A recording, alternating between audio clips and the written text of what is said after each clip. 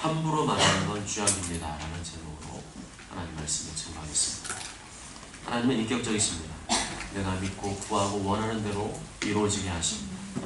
아무리 성경의 축복을 약속해 놓았어도 내가 원하고 구하고 바라지 않으면 하나님께서는 이루어주지 않으십니다. 하나님은 인격적이시기 때문이죠. 하나님은 우리 인격을 사용하십니다. 우리 인격을 사용하신다는 말은 우리의 생각, 감정, 의지를 사용하신다는 말입니다. 하나님께서는 억지로 우리의 모가지를 끌고 이끌어 가시는 분이 아니라는 말입니다. 특별한 경우에는 그러실 때도 있지만 대부분의 경우에는 그러하지 않아 하십니다. 하기 싫어하면 내버려 두십니다. 억지로 끌고 가지 않으십니다. 하나님의 뜻에 순종하지 않으면 내버려 두십니다. 그러나 결과는 무섭습니다. 에서와 야곱은 쌍둥이였습니다. 에서는 들짐승 사냥하는 것을 좋아했습니다. 먹는 걸 좋아했습니다. 육체적인 것을 좋아했습니다. 영적인 것, 신앙적인 것, 장자권을 소중히 여기질 않았습니다. 반대로 야곱은 집에서 조용히 지내는 것을 좋아했습니다. 먹는 것보다 영적인 것을 좋아했습니다. 집에서 어머니로부터 영적인 가르침과 교훈을 배우는 것을 좋아했습니다. 장자권의 소중함에 대해서 배웠습니다. 쌍둥이이지만 에서가 먼저 태어났기에 장자권은 에서에게로 흘러갔습니다. 장자권은 장자에게만, 맞이에게만 허락이 되었기 때문이죠. 성경에서 말하는 이 장자권은 영적인 것입니다. 하나님의 축복을 담고 있는 특권입니다.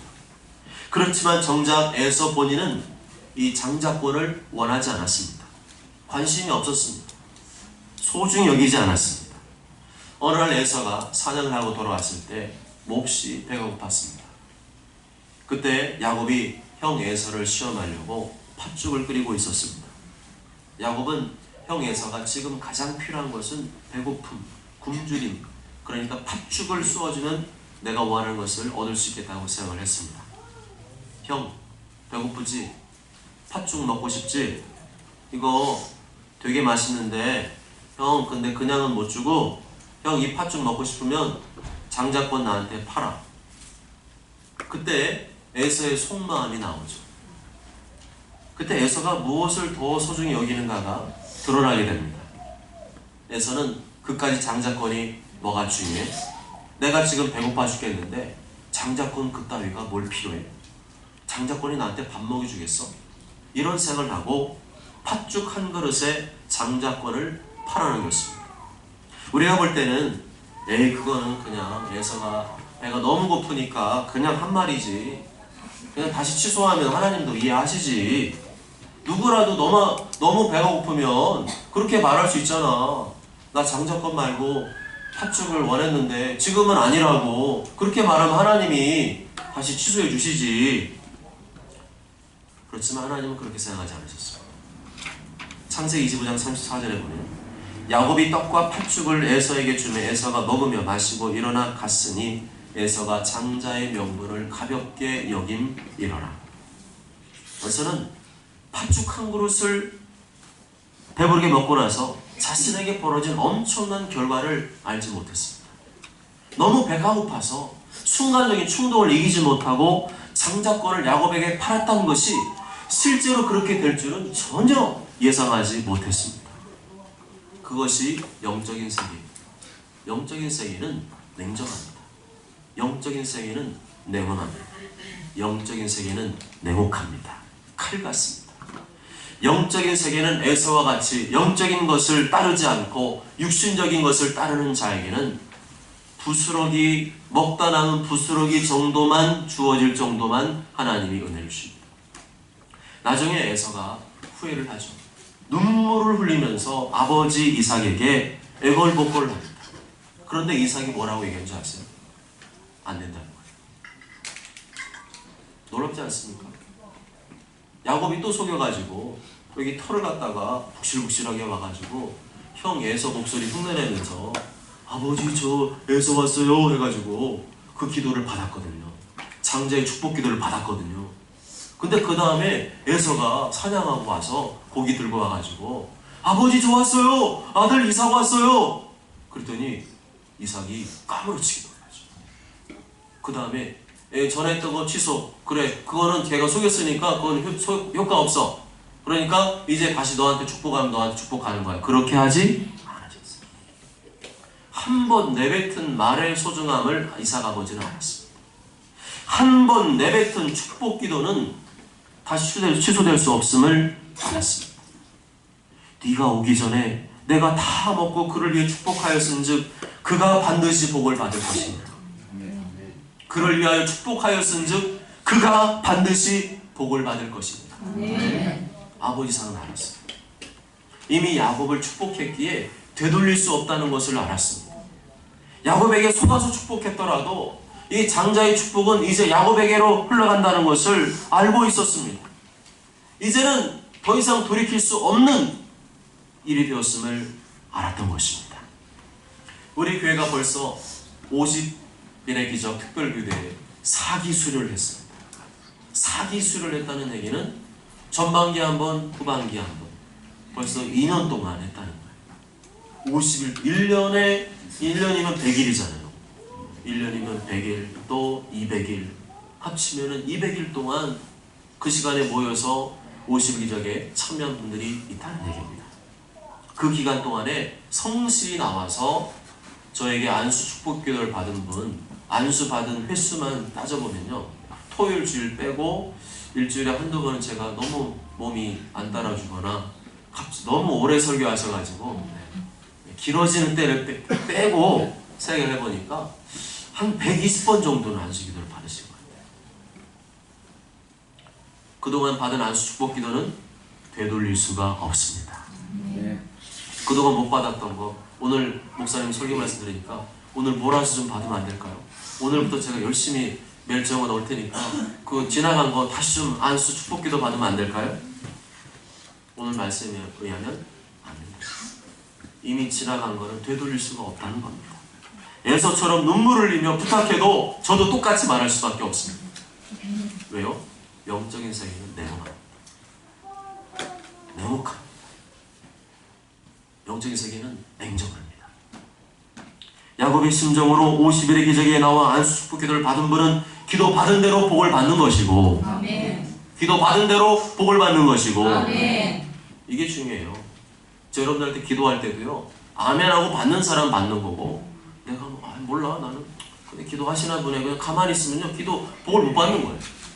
왜냐하면 하나님은 인격적이시니까. 아멘하고 받을 때 내 것이 되는 줄 믿습니다. 아멘. 그를 위하여 축복하였음즉 그가 반드시 복을 받을 것이니라. 아멘. 아멘.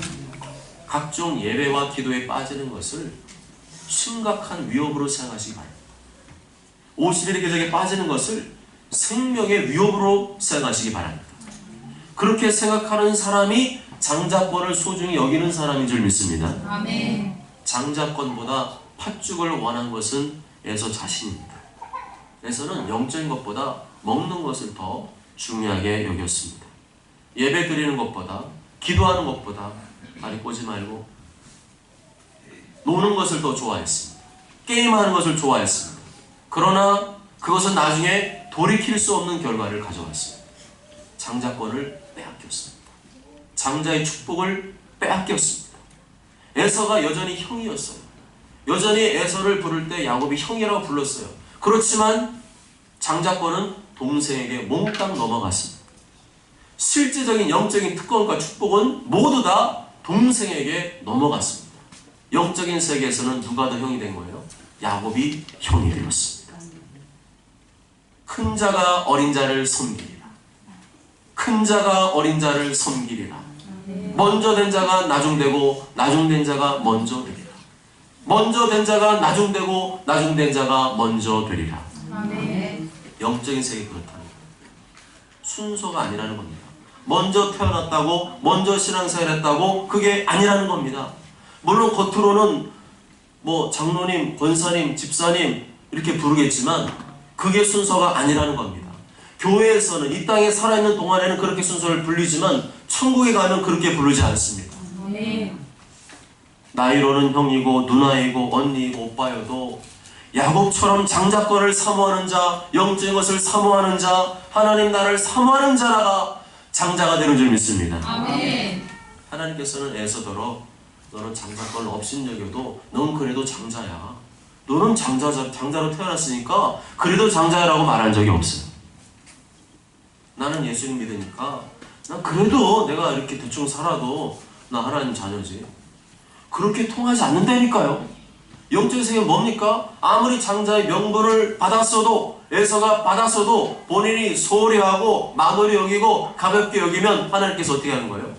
다른 사람에게 줘버리는 거예요. 아멘? 아멘. 이게 냉혹합니다. 우리 중에 이렇게 여러분들이 앉아서 예배를 드리고 있지만 여기에서 정말 그 하나님께서 나에게 주시는 그 장자의 축복, 장자의 권리, 장자의 특권을 받는 사람은 따로 있어요. 우리 안에 이 중에 다 이렇게 앉아서 예배드리고 있지만 정말 그 속에 영적인 것을 사모하고 하나님 나라를 사모하고 장자권을 사모하는 사람에게는 하나님께서 빼앗아서 주시는. 아멘. 근데 이게 성경에 나옵니다. 달란트의 비유를 보면 한 달란트 가진 사람은 사모하지 않았어요. 장자권, 뭐 영적인 것, 믿음 생활, 교회 생활 사모하지 않았습니다. 그냥 그거는 묻어두고 자기 하고 싶은 거 다 했어요. 그러다가 예수님 오시죠. 예수님 오셨을 때 그 한 달란트 가진 사람, 전혀 하나님 나라에 관심 없고 영적인 관심 없고 장자권이고 뭐고 나랑 상관없어 한 사람 뺏어서 5달란트, 2달란트 가진 사람에게 준 줄 믿습니다. 아멘. 하나님 나라는 이렇게 영적인 세계에 내목하는 거예요. 천국은 침노하는 자에게 준 줄 믿습니다. 아멘. 천국은 늑탈같이 당려드는 자에게 하나님이 주십니다. 아멘. 강아지가 태어났습니다. 6마리 강아지가 태어났습니다. 그 중에서 누가 살아남을까요? 엄마 젖을 열심히 빨아 제끼는 녀석이 살아남습니다. 아멘. 그런데 희한하게도 보통은 6마리면 한두 마리 정도는 거기서 낙오자가 생기거든요. 새끼들 중에 한두 마리는 죽거든요. 그런데 우리 태어난 6마리는 전부 다 얼마나 천국을 침노하듯이 엄마 젖을 고기를 뒤로 제끼면서 소풍이가 너무 힘들어서 밖으로 뛰쳐나올 정도로 6마리가 엄마 젖을 그렇게 사모하면서 빨아제.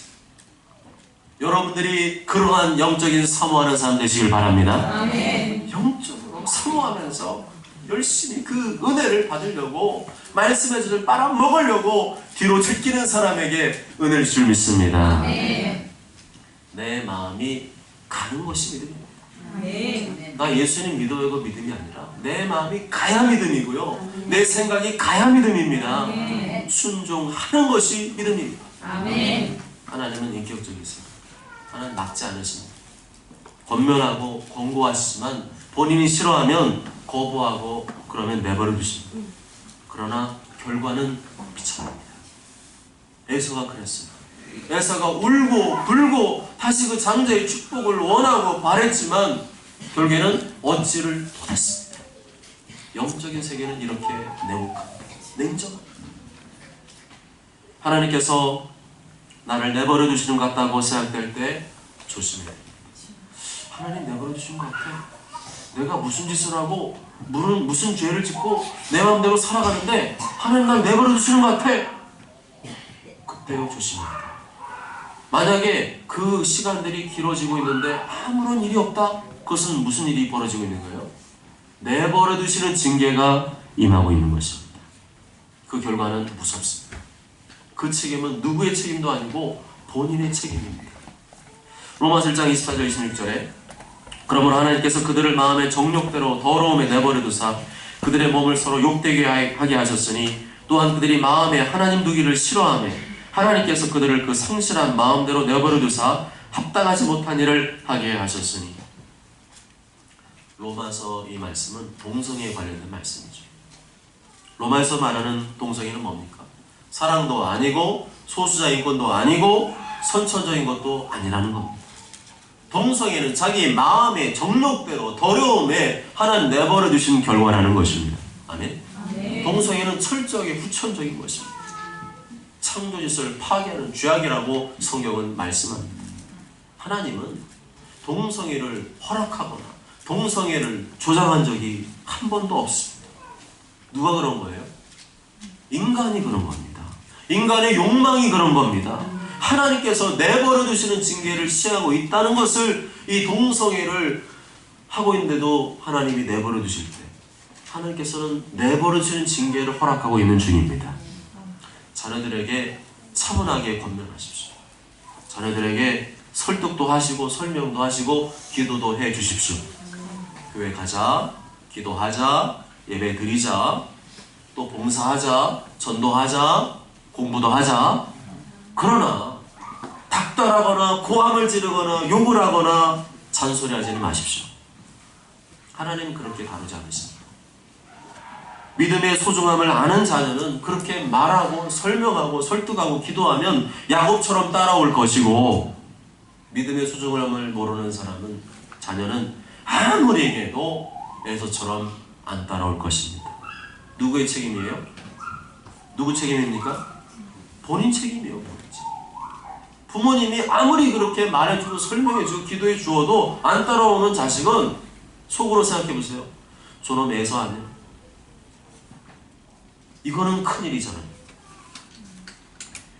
그러나 내 자녀가 버려둠당하는 징계를 받지 않도록 기도하며 계속해서 차분히 어떻게 해요? 차분히 설득하시기 바랍니다. 조곤조곤 설명하면요 들어요. 그런데 엄마가 마음에 안 든다고 속상하다고 고함부터 질러버리면 애들이 귀를 닫습니다. 그렇게 하는 건 누구 책임이에요? 그거는 부모 책임이에요. 자녀도 인격을 가지고 있기 때문에 자녀에게 조곤조곤 화가 나더라도 화날 때는 말하지 마세요. 차라리 화날 때는 그냥 부엌에 가서 도마를 막 따다다다다다 이렇게 하시고 화가 풀린 다음에 또 기도 좀 하시고 그 다음에 불러가지고 아무개야 이렇게 하고 있는데 그거는 하나님 기뻐하지 않는다. 그렇게 하면 안 돼. 알았지? 그렇게 하면 옳은 게 아니야. 이렇게 타일러 줘야 되지. 이놈의 자식 어디 갔어? 내가 그렇게 말한데 이렇게 말 안 듣고 그냥 허구한 날 그러고 있어. 그럼 애들이 귀를 닫습니다. 오늘 본문에서는 이러한 원리에 대해 설정하게 말씀하고 계십니다. 27절과 28절 다 함께 읽어보실까요? 27, 28절 시작. 나를 원망하는 이 악한 회중에게 내가 어느 때까지 참으랴. 이스라엘 자손이 나를 향하여 원망하는 바 그 원망하는 말을 내가 들었노라. 그들에게 이르기를 여호와의 말씀에 내 삶을 두고 맹세하노라. 너희 말이 귀에 들린 대로 내가 행하리니. 아멘. 아멘. 하나님께서 이스라엘 백성들이 원망하는 말을 못하도록 입을 막으셨습니까? 입에다가 손뭉치를 집어넣든지 헝겊을 집어넣든지 아니면 입을 꼬매버리든지 입을 그런 표현은 잔인하기 때문에 안 할 거예요. 다들 알고 있는 거 같아요. 그런데 하나님께서 그렇게 안 하셨어요. 하나님 그렇게 안 하셨어요. 계속 모세를 통해서 설득하고 설명하고 알려주고 또 못하면 또 가서 알려주고 설득하고 설명하고 그렇게 했지 강제적으로 막지 않으셨습니다. 하나님은 대단히 인격적인 분이시고 하나님은 대단히 오래 참으시는 분이십니다. 나를 원망하는 이 악한 회중에게 내가 어느 때까지 참으랴. 이 참으랴는 말은 히브리어로 너무 기가 막혀서 말이 안 나올 때, 또 너무 감정이 북받쳐서 더 이상 말이 안 나올 때가 있지 않습니까? 그럴 때 이 표현되는 표현인데, 그러니까 하나님께서 너무 기가 막히니까 너무 원망 불평을 얼마나 하는지 기가 차서 하나님 사실은 이 참으라는 단어가 히브리 성경에 없어요. 점점점. 너무 이거는 기가 막히고 기가 막혀서 있을 수는 없는 일이 벌어지고 있으니까 하나님이 점점점. 이건 매우 강력한 하나님의 의지의 표현입니다. 얼마나 이스라엘 백성들이 원망을 많이 하는지 하나님께서 엄청나게 오랜 기간 동안 기다려주고 참아주셨어요. 맨날 일만 열면 불평하고 원망하니까 누가 좀 저 입을 꼬매주었으면 좋겠다는 생각을 하실 지경이었습니다. 하나님께서 원망 불평하는 사람들 입을 말하는 족족 꼬매버리셨다면 이 자리에 앉아있는 우리들은 그냥 다 이래가지고 꼬매져 있는 상태로 왔을 겁니다. 근데 하나님은 그렇게 안 하신다는 거예요. 꼬매버리고 막아버리고 그렇게 안 하신다는 거예요. 그러면 마땅히 우리는 어떻게 생각해야 돼요? 하나님이 많이 참아주시는구나.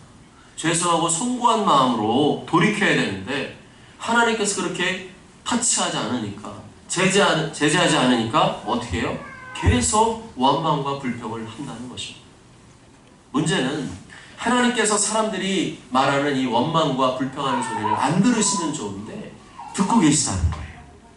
이스라엘 자손이 나를 향하여 원망하는 바, 그 원망하는 말을 내가 들었노라. 우리 중에도 다 그렇죠. 원망하고 불평하는 사람들이 있습니다.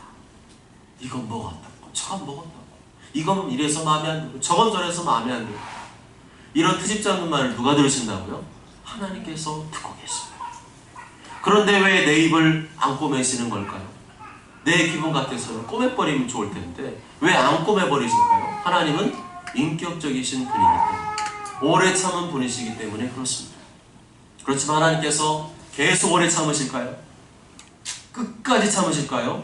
오늘 말씀 보면 끝까지는 안 참으세요.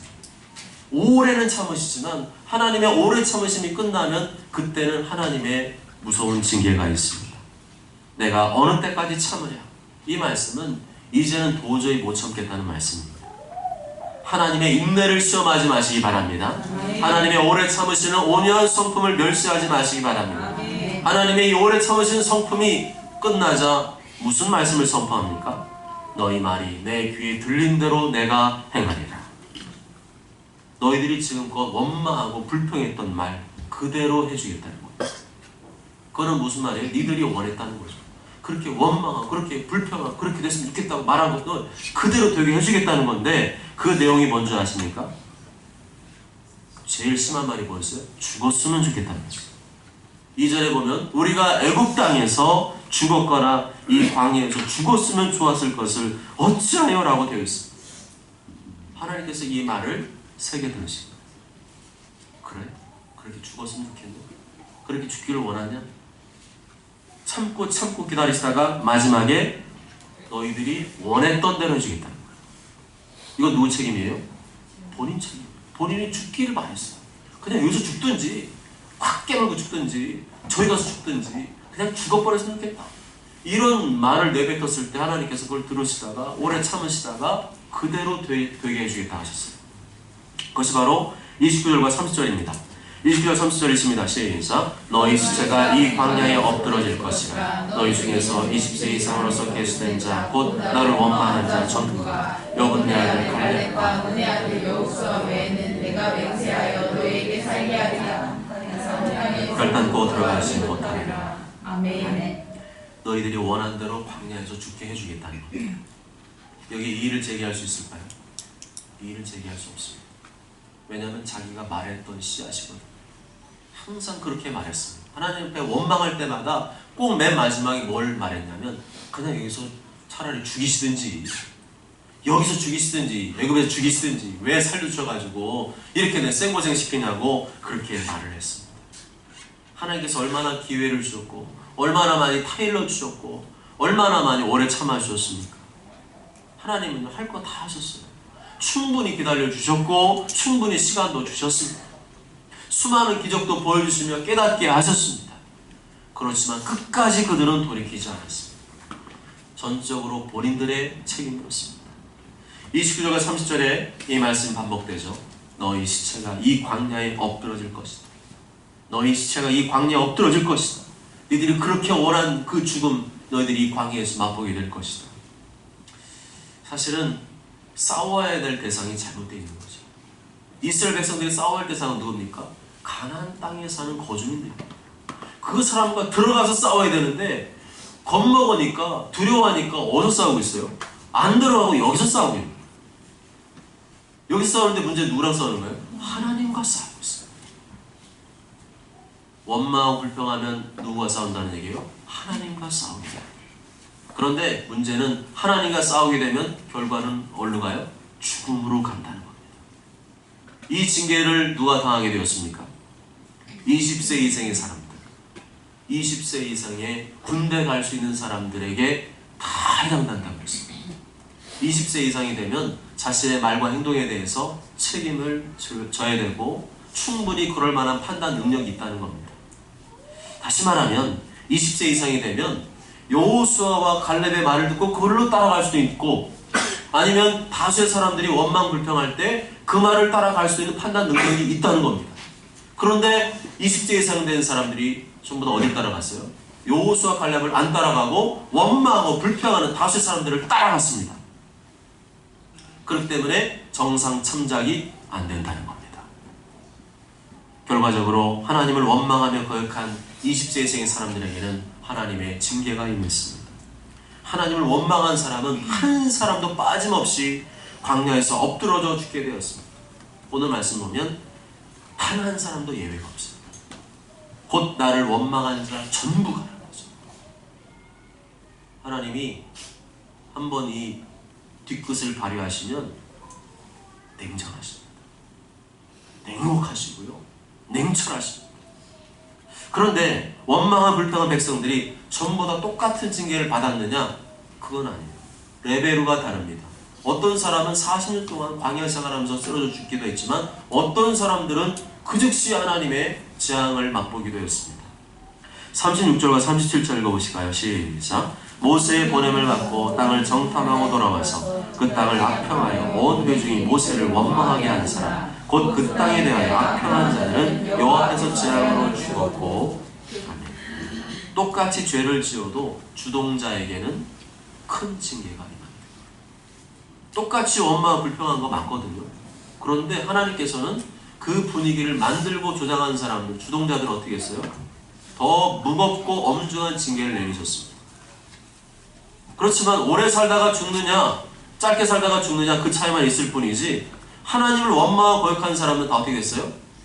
다 비참한 죽음을 맞이하게 되었습니다. 왜 이렇게까지 하나님께서 징계하셔야 됐을까요?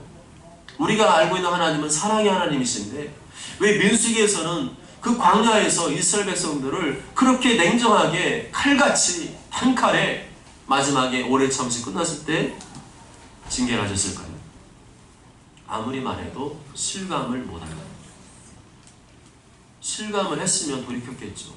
아무리 말해주고 기적을 베풀어줘도 이스라엘 백성들이 실감을 못하는 거예요. 설마 그러겠어? 하나님이 그런 분이 아니잖아. 하나님 우리를 사랑하셔서 애굽에서 건져내 주셨는데 예수 십자가에서 피 흘려 죽으심으로 우리를 사랑해 주셨는데 설마 그러시겠어? 하나님 그런 분 아니야. 그런 생각이 잡혀있으면 실감을 못하는 거예요. 그런데 언제 실감한다는 거예요? 실제로 내 옆에 있는 사람이 쓰러져 죽을 때 실감한다. 하나님을 우습게 알고 덤비던 사람이 실제로 내 옆에 있는 사람이 쓰러져 죽는 것을 보고 그때서야 하나님을 두려워하기 시작한다는 겁니다. 3절 하반절에 그렇게 말씀하죠. 너희는 그제서야 내가 싫어하면 어떻게 되는지를 알리라 하셨다. 인간이 하나님을 모르면 짐승처럼 살게 됩니다. 원망하고 불평하고 살게 되면 비참한 인생을 살게 되고 방황하는 인생을 살게 됩니다. 그러한 결과는 하나님이 원하신 것이 절대로 아닙니다. 본인들이 그렇게 되기를 원한 결과입니다. 광야에 스스로 죽기를 원한 결과입니다. 그렇지만 하나님께서는 진노 중에라도 자비를 베푸시는 대목이 나옵니다. 31절 보실까요? 31절 시작. 너희가 사로잡히겠다고 말하던 너희의 유아들은 내가 인도하여 드리리니 그들은 너희가 싫어하는 땅을 보리리라. 자비를 베푸시는데 20세 이상한테는 자비를 안 베푸십니다. 왜냐하면 판단 능력이 다 있기 때문에. 몰라서 그런 게 아니라 자기네들이 원했고 자기네들이 충분히 할 수 있는데 안 했고 불순했기 때문에 그 대가를 치르게 된다는 거지만 20세 미만의 아동 청소년들은 어떻게 한다는 거예요? 정상 참작을 해준다는 겁니다. 판단 능력이 부족하기 때문에 똑같이 취급하지 않고 그 유아들, 아동 청소년들은 여호수아와 갈렙과 함께 가나안 땅을 밟게 해주시겠다는 것입니다. 그렇지만 그러기까지 이 아동 청소년들이 몇 년을 기다려야 됐을까요? 40년을 기다렸습니다. 부모님과 함께 몇 년을 광야에서 방황하는 생활을 해야 됐습니까? 40년을 해야 됐습니다. 40년간 광야에서 방황하는 생활을 거친 다음에야 들어갈 수가 있었습니다. 그래서 부모를 잘 만나야 됩니다. 믿음 생활 잘하는 부모를 만나야 됩니다. 믿음 생활 잘하는 부모를 만나는 것은 큰 축복입니다. 그런데 이것은 내 마음대로 결정할 수 있는 문제가 아니에요. 태어나 보니까 그런 부모님을 만나게 되었어요. 그래서 부모님 잘 만나는 것은 하나님의 축복이라는 거예요. 아멘. 아멘.